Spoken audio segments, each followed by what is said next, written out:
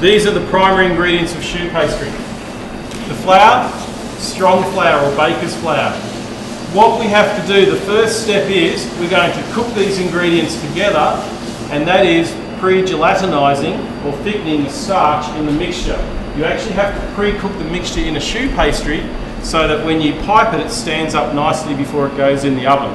So the cooking of this pastry actually begins on the stove before we go to the oven. Very important to use a strong flour for good gelatinisation.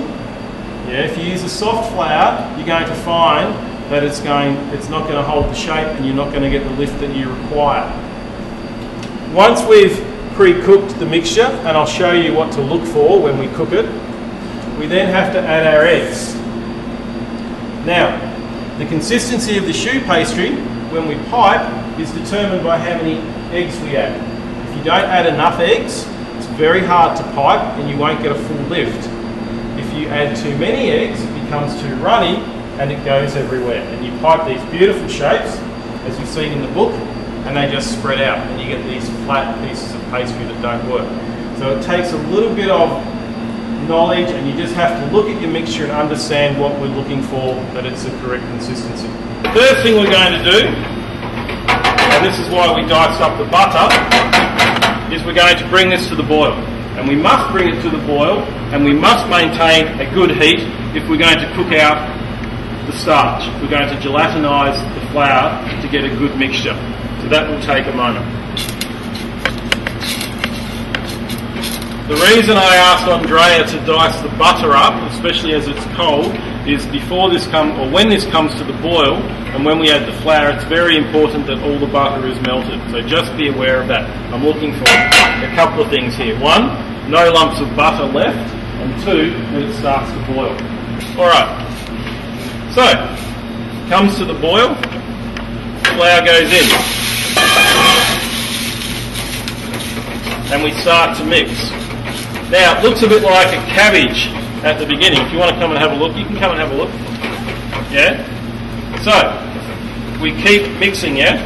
Just keep stirring. You can see there, yeah? Keep stirring. And what you'll notice is, see how it's starting to come away from the side of the pan? As it gelatinises, it forms a ball around the wooden spoon and starts to become all smooth on the outside. A little bit more heat.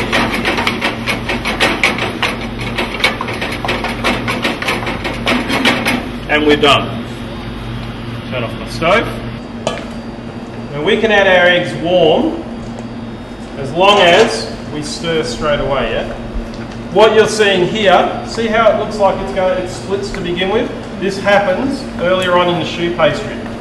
And so what happens is, as soon as it's absorbed into the pastry itself, it becomes nice and smooth again. What's important now is that we gradually add the eggs so that it incorporates smoothly, and we can control the consistency of the finished pastry. Once I've added those first 2 or 3 eggs, that temperature comes right down. It is important that when you add the first couple of eggs that you do mix straight away, because it can be hot enough that it will cook the eggs if you leave it there for too long. But if you're organised, and we've done our mise en place, if everything's there, then there's no reason for you to leave your bench. So there should be no problem at all. As I start to add more eggs, what I'm looking for is, one thing I'm looking for is shine. A good choux pastry, once it's got enough eggs in it, will shine very nicely.